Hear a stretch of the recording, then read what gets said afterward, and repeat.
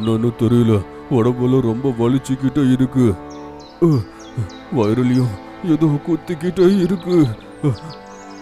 அப்பா, உங்களுக்கு மட்டும் ஏதாவது ஆச்சுன்னா நான் உயிரோடவே இருக்க மாட்டேன். அது ஏப்ரல் மாசத்துல ஒரு சாயந்தர நேரம். ராமு யானை அதோட பிள்ளையான சோட்டு யானை கூட காட்ட சுத்திக்கிட்டு இருந்துச்சு. அப்பா, நீங்க என்ன எங்க கூட்டிக்கிட்டு போறீங்க? எங்கன்னு எனக்கு கொஞ்சம் சொல்றீங்களா? இங்க பாருப்பா, நாங்க எங்க போறோமோ அந்த இடத்துக்கு போனதுக்கு அப்புறம் நீ கேள்வியை கேளு. அந்த நேரம் ஒரு வேட்டைக்காரனும் ஒளிஞ்சிருந்த அவங்க 2 பேரையும் பாத்துக்கிட்டு இருந்தான்.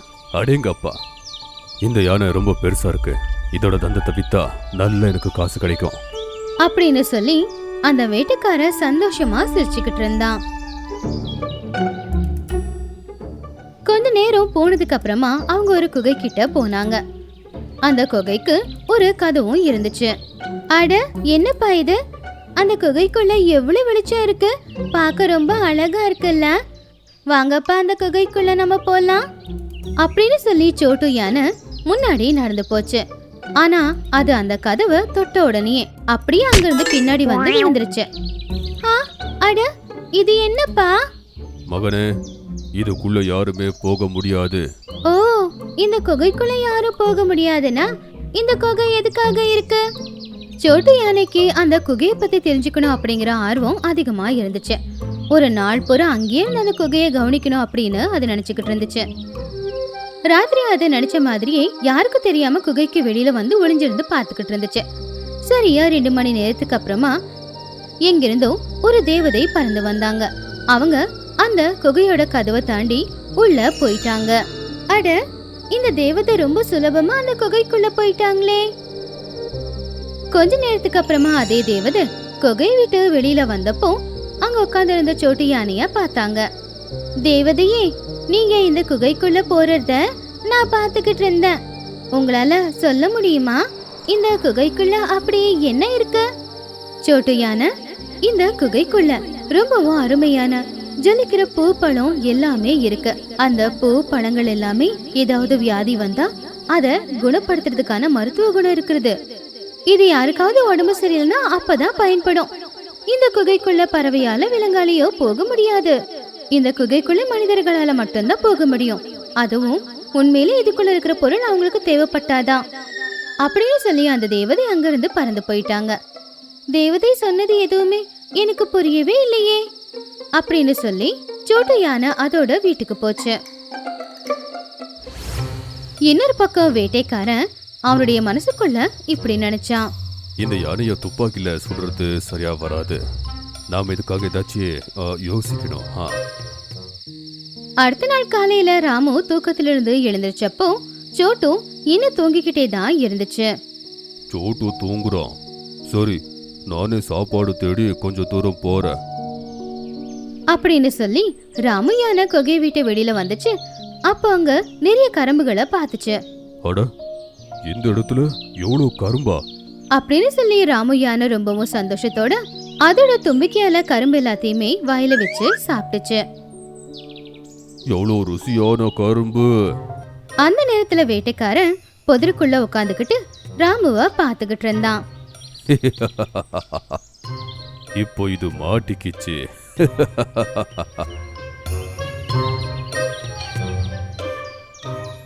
கரும்பு சாப்பிட்ட கொஞ்ச நேரத்திலேயே ராமு யானை ரொம்ப சத்தமா கத்த ஆரம்பிச்சுது.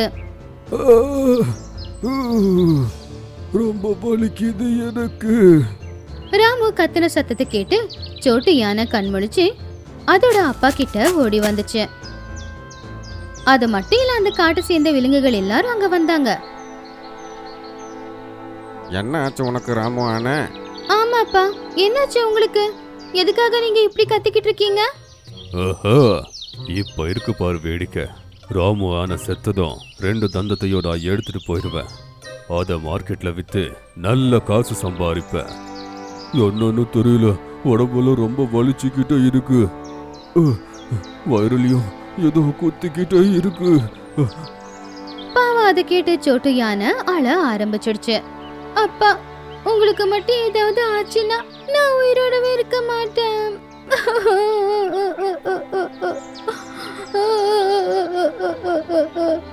இங்க பாருப்ப, நம்பிக்கையா இரு, உங்க அப்பாவுக்கு ஒண்ணுமே ஆகாது. அப்பாவுக்கு குணம் ஆகுற வரைக்கும் என்னால அழாம இருக்க முடியாது. முதல்ல அம்மா என்னை விட்டுட்டு போனாங்க, இப்ப அப்பாவும் போயிட்டாருன்னா நான் தனியா என்ன பண்றது?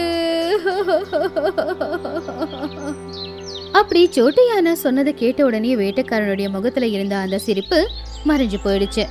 அவன் இப்போ வருத்தப்பட ஆரம்பிச்சான். நான் தப்பு பண்ணிட்டேன்.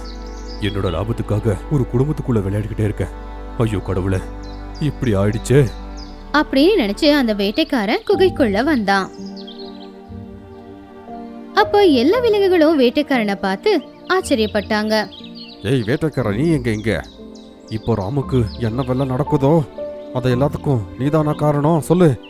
ஆமா, இதை நான் தான் பண்ணேன். ராமு என்னோட தந்தத்தை எடுத்து அதை மார்க்கெட்டில் விற்று காசு சம்பாதிக்க பார்த்தேன். ஏன்னா என் பிள்ளைக்கு உடம்பு சரியில்லை, காசு தேவைப்படுது. அவனுக்காகத்தான் இது எல்லாத்தையும் நான் பண்ணிக்கிட்டே இருக்கேன். எவ்வளோ பெரிய தப்பு பண்ணிட்டேன்னு இப்போ எனக்கு புரியுது. ராமு யானையோட குழந்தை அழுகிறத பார்த்தா என்னோட மகன் எனக்கு ஞாபகம் வருது. அவனுக்கும் அம்மா இல்லை, அவனும் அம்மா இல்லாம என் கூட வாழ்ந்துக்கிட்டே இருக்கான். நான் சோட்டு யானை அழுகிறத பார்த்தேன். அதுல என்னோட மகனோட முகம் எனக்கு தெரியுது. எனக்கு ஏதாச்சும் ஆச்சுன்னா அவனும் கூட அப்படிதான் அழுவான். அனாதையா நான் எவ்வளோ கஷ்டம்னு எனக்கு தெரியுது. என் மகன் போல எனக்கு தெரியுது. வேட்டைக்கார அங்கிள், எப்படியாவது எங்க அப்பாவை காப்பாத்துங்க. அவரை காப்பாத்துறதுக்கு உங்ககிட்ட நிச்சயம் மருந்து இருக்கும்ல? அதை கேட்ட வேட்டைக்காரன் தலை குனிச்சு நின்னான். என்ன பண்றது? அதுக்கு மருந்து என்கிட்ட இல்ல. இப்போ அந்த கடவுள் தான் அவனை காப்பாத்தணும். அதிசயம் அப்படின்னு கேட்ட உடனே சோட்டுவுக்கு ஒண்ணு ஞாபகத்துக்கு வந்துச்சு. அப்படின்னா அங்கிள், நீங்க அந்த ரகசிய குகைக்குள்ள போலாம். அங்க அப்பாவுக குணப்படுத்துற அந்த அதிசய மருந்து எல்லாமே இருக்கு. நீ என்ன சொல்லிக்கிட்டே இருக்க சோட்டு? ஆமா பகீரா அங்கிள், அந்த ரகசிய குகைக்குள்ள ஒரு தேவதை போறதை நான் பார்த்தேன். அந்த தேவதை தான் சொன்னாங்க, அந்த குகைக்குள்ள மனுஷங்களை தவிர யாரும் போக முடியாதா. அந்த ரகசிய குகைக்குள்ள அதிசயமான மந்திர பூக்களும் பழங்களும் இருக்கான். அது எல்லாம் எந்த வியாதி வேணும்னாலும் குணப்படுத்துமா. எங்க இருக்கு அந்த குகை? சீக்கிரமா சொல்லு. அப்போ பகீரா அந்த வேட்டைக்காரனை கூப்பிட்டுக்கிட்டு ரகசிய குகை கிட்ட போச்சு. நான் உள்ள போறதுக்கு முயற்சி பண்றேன் அப்படின்னு சொல்லி அந்த வேட்டைக்காரன் குகை பக்கத்துல போனா ரொம்பவும் சுலபமா கதவை தாண்டி அவன் உள்ள போயிட்டான். அவன் அந்த குகைக்குள்ள போன உடனே அங்க ஒரு குட்டியான தேவதைய பார்த்தான். அட, உன்னை பார்த்தா மனுஷன் மாதிரி இருக்க. நீ எதுக்காக இந்த இடத்துக்கு வந்த? ஒரு யானை விஷம் சாப்பிட்டுருச்சு. அது எப்ப வேணாலும் சாகலாம். எனக்கு ஒரு மருந்து கொடுங்க. அதை குடிக்கும்போது அந்த விஷம் எல்லாம் இறங்கிடணும். அதை கேட்டு அந்த தேவதை பக்கத்துல கைய காட்டி சொன்னாங்க, அங்க தூரத்துல ஒரு மரம் தெரியுதா? அங்க நீல நிறத்துல ஒரு பப்பாளி பழம் இருக்கு பாரு. அந்த பப்பாளி பழம் சாப்பிட்டா எந்த வியாதியா இருந்தாலுமே சீக்கிரம் சரியாயிடும். அத கேட்டதுமே அந்த வேட்டைக்காரன் அங்கிருந்து வேகமா ஓடுனா அந்த பப்பாளி பழத்தை பறிச்சான். இந்த பக்கம் எல்லா விலங்குகளும் ராமு யானை பக்கத்துல உட்காந்துக்கிட்டு ரொம்ப வருத்தப்பட்டுக்கிட்டு இருந்தாங்க. அந்த வேட்டைக்காரன் குகைக்குள்ள போயிருப்பானோ இல்லையோ தெரியலையே. இங்க ராமு யானை செத்துரும் போலியே. அப்பதான் பகீரா கூட சேர்ந்து அந்த வேட்டைக்காரன் நீல நிற பப்பாளி பழத்தை கொண்டு வந்தான். அவனை பார்த்த உடனே எல்லா விலங்குகளும் சந்தோஷப்பட்டாங்க. அட அங்கிள், நீங்க வந்துட்டீங்களா? இந்த ராமு யானை, இந்த பப்பாளி பழத்தை சாப்பிடு, நீ சரி ஆயிருவ. ராமு யானை அந்த பப்பாளி பழத்தை சாப்பிட்ட உடனே கொஞ்ச நேரத்திலேயே அதோட வயிறு வலியும் போயிடுச்சு. அதுக்கு குணமாயிடுச்சும் கூட. அட, உங்களுக்கு ரொம்ப ரொம்ப நன்றி வேட்டைக்கார அங்கிள். ஆனா வேட்டைக்காரா, இப்போ உன்னோட மகனை நீ எப்படி காப்பாத்துவ? அவனை நான் பார்த்துக்கிறேன் அப்படின்னு சொல்லி அந்த வேட்டைக்காரன் அவனுடைய பையிலிருந்து 2 ஜொலிக்கிற கல்லை எடுத்தான். ஓடு, இது உன்கிட்ட எப்படி வந்துச்சு? நான் உன்னோட உயிரை காப்பாத்துறதுக்கு குகைக்குள்ள போனேன். எந்த மரத்துல நான் பப்பாளி பழத்தை புடுங்கனோ அங்கிருந்து கொஞ்சம் தூரத்துல இது மின்னிக்கிட்டே இருந்துச்சு. நான் இதை எடுத்துக்கிட்டேன். அதை கேட்டு எல்லாருமே ரொம்ப சந்தோஷப்பட்டாங்க. ஓ வேட்டைக்காரா, நீ என்னோட உயிரை காப்பாத்துன.